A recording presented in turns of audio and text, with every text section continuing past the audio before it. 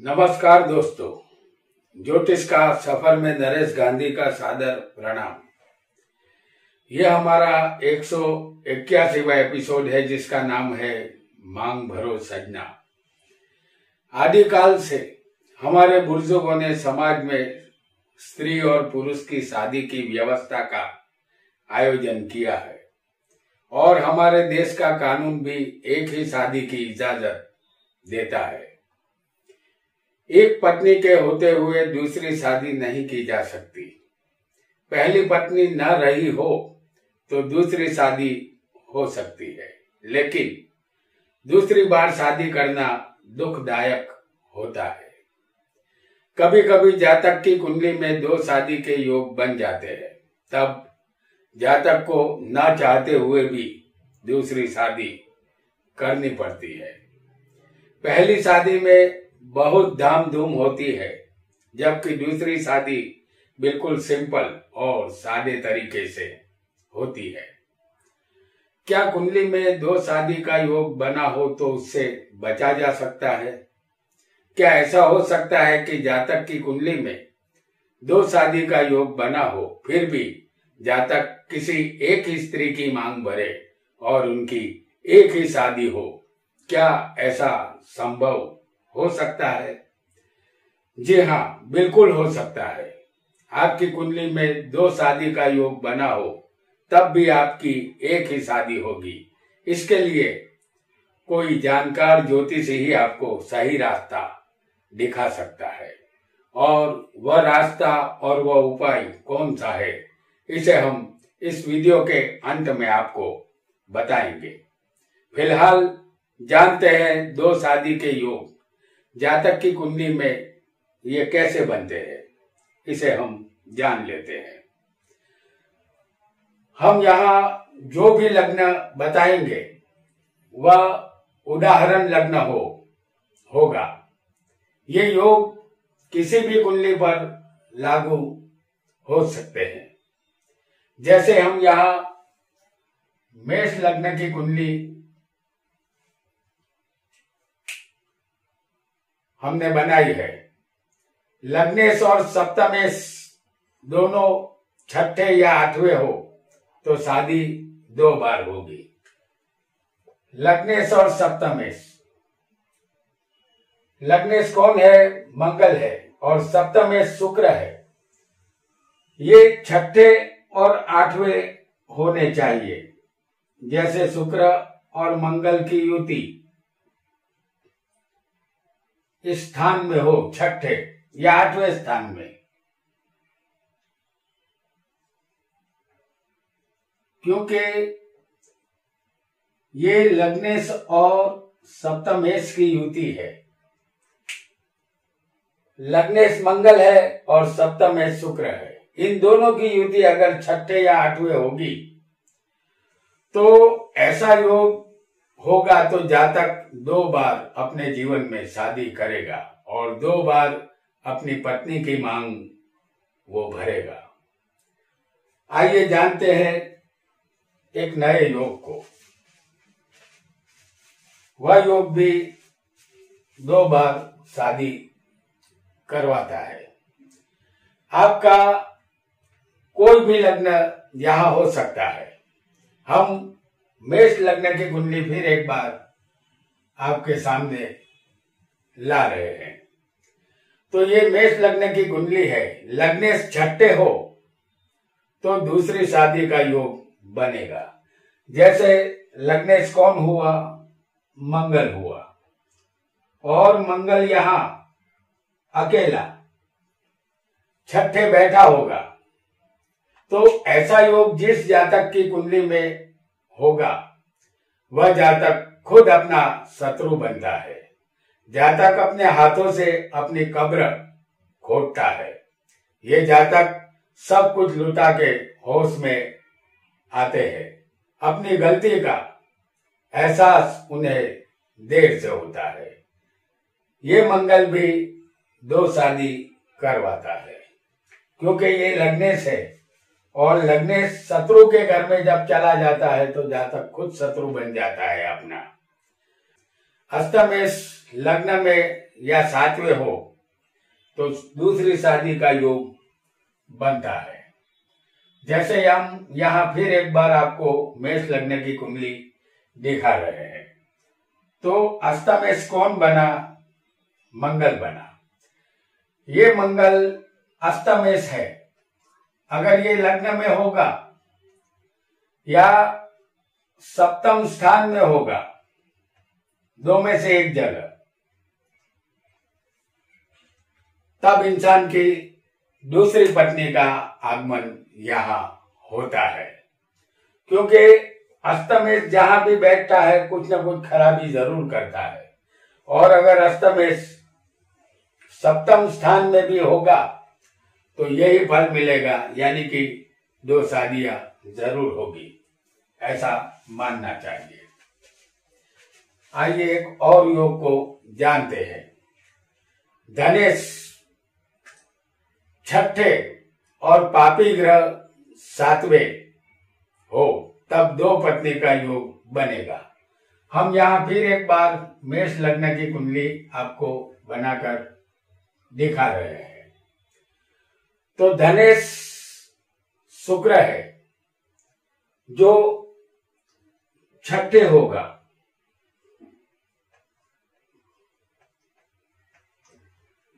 धनेश शुक्र है जो छठे है और पाप ग्रह जैसे सप्तम स्थान में होने चाहिए। पाप ग्रह किसे कहते हैं? शनि, सूर्य और राहु भी किसी को हो सकता है। तो राहु, सूर्य, शनि 7वें है और धनेश छठे है, शुक्र। तो यहां जातक 2 बार शादी रचाता है और दोबारा स्त्री की मांग यहाँ वो बढ़ता है। यहाँ पत्नी की मांगे खत्म नहीं होती। मांग भरो सजना, यहाँ मांग पूरी करते करते थक जाता है। आइए आगे बढ़ते हैं, एक नए योग को जानते हैं। कोई भी ग्रह लग्न में उच्च का हो और लग्नेश भी बलवान हो, जैसे हम बना रहे हैं मेष लग्न की कुंडली। तो मेष लग्न में सूर्य उच्च का होता है, तो लग्नेश कौन बना यहाँ? उसे भी बलवान होना चाहिए। तो लग्नेश यहाँ बनता है मंगल। ये मंगल 10वें बैठा है और मकर का मंगल है। मकर राशि में मंगल उच्च का होता है। ऐसा योग अगर किसी जातक की कुंडली में होगा तो शादी भी यहाँ इस जातक की 2 बार होती है। यहाँ दोनों ग्रह बलवान है, लग्नेश भी बलवान है और लग्न में उच्च का सूर्य भी बैठा है। तो ये 2 शादी करवाता है, ऐसा ये योग है। आइए आगे बढ़ेंगे और एक नए योग को भी जानेंगे। कोई भी लग्न यहाँ हो सकता है। 7वें स्थान में पापी ग्रहों की टोली मौजूद हो, जैसे ये सप्तम स्थान है, लग्न कोई भी हो आपका, लेकिन सप्तम स्थान में राहु, शनि, सूर्य, मंगल और बुध। हालांकि बुध एक शुभ ग्रह है, लेकिन बुध ऐसा ग्रह है जो पापी ग्रहों के साथ बैठ जाएगा तो वो भी पापी बन जाएगा। यहाँ पापी ग्रहों की टोली सप्तम स्थान में बैठी है, जैसे शनि, राहु, मंगल, सूर्य और बुध। तो पहली पत्नी का सुख यहाँ नहीं मिलता। दूसरी शादी मजबूरी से ही सही करनी पड़ेगी। जातक का पहली शादी का अनुभव अच्छा यहाँ नहीं रहेगा। आइए आगे बढ़ते हैं और एक नए योग को जानते हैं। कोई भी लग्न यहाँ हो सकता है। मेष लग्न हम फिर एक बार आपके सामने लाएंगे। तो मेष लग्न हो और लग्नेश लग्न में हो, जैसे लग्नेश कौन है? मंगल है। तो लग्नेश यहाँ मंगल है और वो लग्न में ही बैठा है। तो जातक यहाँ दोबारा शादी अचूक करता है। दोबारा शादी करना जातक की यहाँ मजबूरी होती है, क्योंकि जब भी लग्नेश लग्न में होगा, चाहे लग्नेश आपका कोई भी हो, शुक्र हो सकता है, बुध हो सकता है, सूर्य हो सकता है, कोई भी ग्रह हो सकता है, लेकिन अगर वो लग्न में बैठा होगा तब आपकी कुंडली में ये दो शादी करवाने वाला योग है, ऐसा आपको मानना चाहिए। आइए आगे बढ़ते हैं और एक नए योग को जानते हैं। कोई भी लग्न यहाँ हो सकता है और अगर कोई भी लग्न हो और वह सप्तम में शुक्र के साथ जितने ग्रह होंगे उतनी पत्नियां जातक को होगी। समझ लीजिए कि शुक्र सप्तम में बैठा है और शुक्र के साथ बुध है, सूर्य है। तो यहां शुक्र के साथ दो ग्रह बैठे हैं, तो जितने ग्रह शुक्र के साथ होंगे उतने ही पत्नियों का आगमन आपके जीवन में होगा, वह चाहे शुभ ग्रह हो या अशुभ ग्रह हो। अगर दो ग्रह शुक्र के साथ होंगे तो दोनों पत्नियां जातक को कहेगी, मांग भरो सजना। और अब जानते हैं एक नए योग को। सातवें का मालिक छठे या छठे का मालिक सातवें हो तो दूसरी शादी करनी ही पड़ेगी। यहां हम फिर एक बार आपको मेष लग्न बनाकर दिखाते हैं। तो छठे का मालिक बनेगा बुध और सप्तम का मालिक होगा शुक्र। तो बुध यहां छठे का मालिक होकर बैठा है, तो ये दूसरी शादी का योग बना रहा है। और अगर सप्तम का मालिक शुक्र छठे चला जाएगा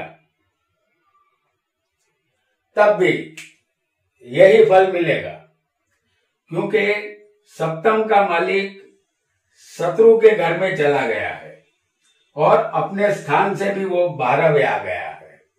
तो यहाँ बीवी के साथ शत्रुता ही होती है, शादी यहाँ टूट जाती है। शादी के मंडप तक ले जाने वाला रास्ता उन दोनों को कोर्ट दरबार तक ले जाता है। मांग भरने के बाद सजना को तलाक का सामना भी यहाँ करना पड़ता है। और इन दोनों में परिवर्तन योग भी बना है। शुक्र बुध के घर में है और बुध शुक्र के घर में आ गया है। तो ऐसा परिवर्तन योग भी अगर किसी को बनता है तो ये दो शादी का योग ही है, ऐसा हमें मानना होगा। तो दोस्तों, आज हमने दूसरी बार शादी करवाने वाले योगों के विषय में जाना। दूसरी शादी तब होती है जब पत्नी गुजर जाती है या पत्नी से तलाक हो जाता है। हमने कहा था कि जिसकी कुंडली में दो शादी का योग बना हो उसे ऐसी लड़की से शादी करनी चाहिए जो आयुष्मान हो, ताकि वह मर न सके, या जिसकी कुंडली में तलाक योग न बना हो, ऐसा योग होने पर ताकि दोनों जुदा न हो सके। तो कुंडली मिलान के समय इस बात का ख्याल हम रखेंगे तो दो शादी का योग टल जाएगा। आज इतना ही। आपका बहुत बहुत धन्यवाद।